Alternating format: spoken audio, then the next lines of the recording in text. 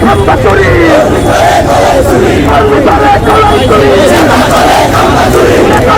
খাম্বা চুরি করবে তারে কালাই চুরি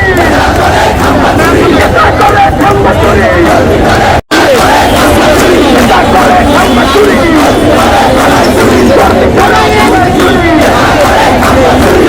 দেরি হয়ে গেছে না আর কোন নতি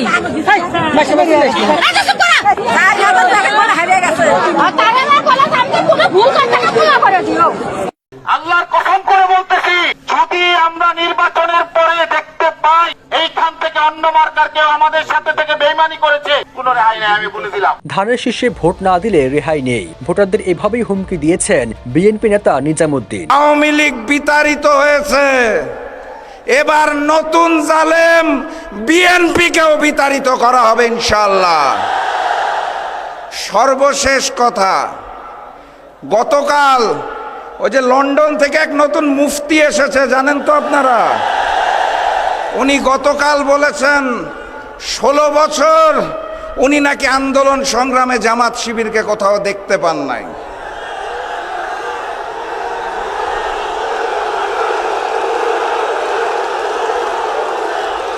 আমি বলি কিভাবে দেখবেন? দেখার তো আপনার উপায় ছিল না, আপনি নিজেই তো পলাতক ছিলেন 17 বছর। 17 বছর ভিডিও কলে রাজনীতি করে জনগণ আপনাকে গুপ্ত বলে, সেই দুঃখে এখন আপনি জামাত শিবিরকে গুপ্ত বলতে চান। ওই শেখ হাসিনার বয়ানে বাংলাদেশের রাজনীতি চলবে না। এজন্য ব্যাপক সারা, উৎসবের মতো সারা আমরা বিশ্বাস করি, ব্যাপক ভোটের ব্যবধানে আমরা বিজয়ী হব ইনশাআল্লাহ। তারুণ্যের প্রথম ভোট, তারুণ্যের প্রথম ভোট। এক হালি গোল হবে কার বিরুদ্ধে? ওই নতুন জালেমদের বিরুদ্ধে। আর সেদিন আরো একটা ভোট আছে, ওই পুরাতন জালেম আওয়ামী লীগ আর নতুন জালেম বিএনপি যেই সংস্কার চায় না, সেই সংস্কার আনতে হবে, গণভোটে হাকে জয়যুক্ত করতে হবে। লন্ডন থেকে আসা নতুন মুফতি নতুন নতুন কার্ডের অফার দেয়, নতুন করে মুলা ঝুলায়। নতুন বাংলাদেশের তরুণ সম্প্রদায় এখন আর আগের মতো মুলা খায় না। যারা বলে খাম্বা তারেক, খাম্বা তারেক, খাম্বা মানিটা কি এটা জানেন? খাম্বা মানিটা হলো যেখানে অন্যায় সেখানে যে সামনে দাঁড়া, তারে বলে খাম্বা। তাইতে তারে বলে খাম্বা তারেক, তারে বলে খাম্বা তারেক।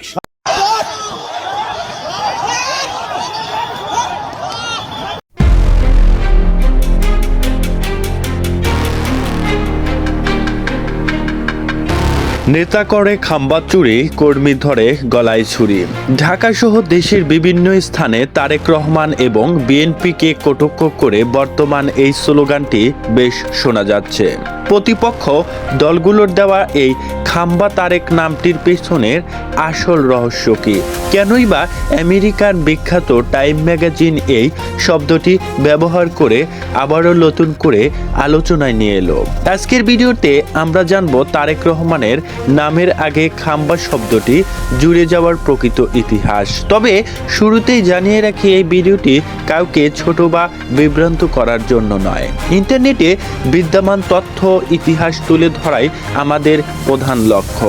প্রিয় দর্শক, আমরা সম্পূর্ণ ভিডিওটি গভীরভাবে বিশ্লেষণ করার চেষ্টা করব। তার আগে অনুরোধ করব, প্রতি মুহূর্তে পর্দার আড়ালে ঘটে যাওয়া সকল আপডেট সবার আগে জানতে এক্ষুনি সাবস্ক্রাইব করুন আমাদের অজানা গল্প নিউজ চ্যানেলটি, সর্বদা সত্য প্রকাশে অবিচল।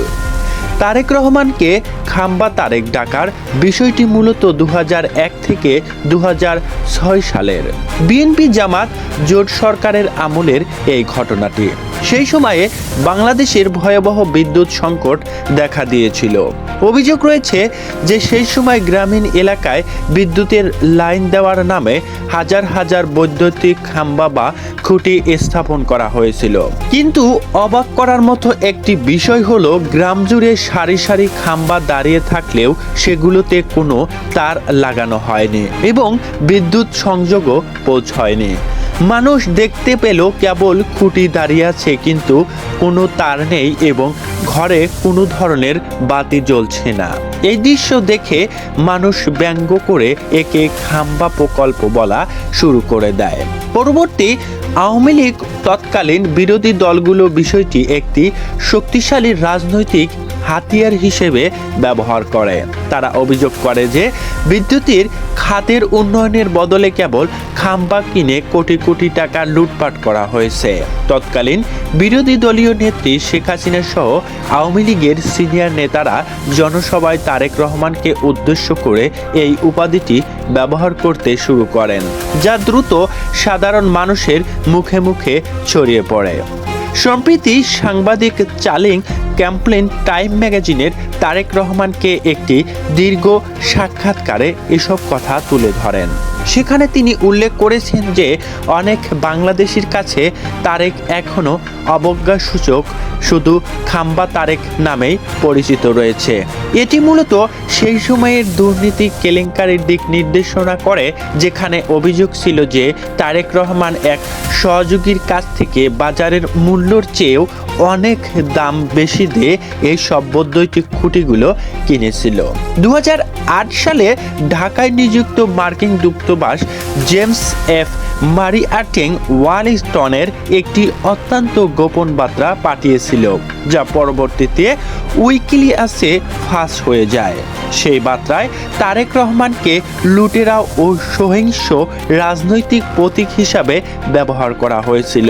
রাষ্ট্রদূতের পাঠানো সেই চিঠিতে তারেক রহমানের বিরুদ্ধে সিস্টেন্স কোম্পানির কাছ থেকে ঘুষ নেওয়া বসুন্ধরা গ্রুপের একটি হত্যা মামলার আসামিকে বাঁচাতে বিশাল অঙ্কের অর্থগ্রহণ এবং ব্যাপক দুর্নীতির অভিযোগ আনা হয়েছিল। অপরাধের তালিকা দীর্ঘ হওয়ায় দূতাবাস সুপারিশ করেছিলেন যে তাকে যুক্তরাষ্ট্রে প্রবেশের অযোগ্য ঘোষণা করা হয়। টাইম ম্যাগাজিন তারেক রহমানকে বাংলাদেশের প্রডিগাল সান বা আপোষ ব্যয়ী সন্তান হিসেবে আখ্যায়িত করেছেন।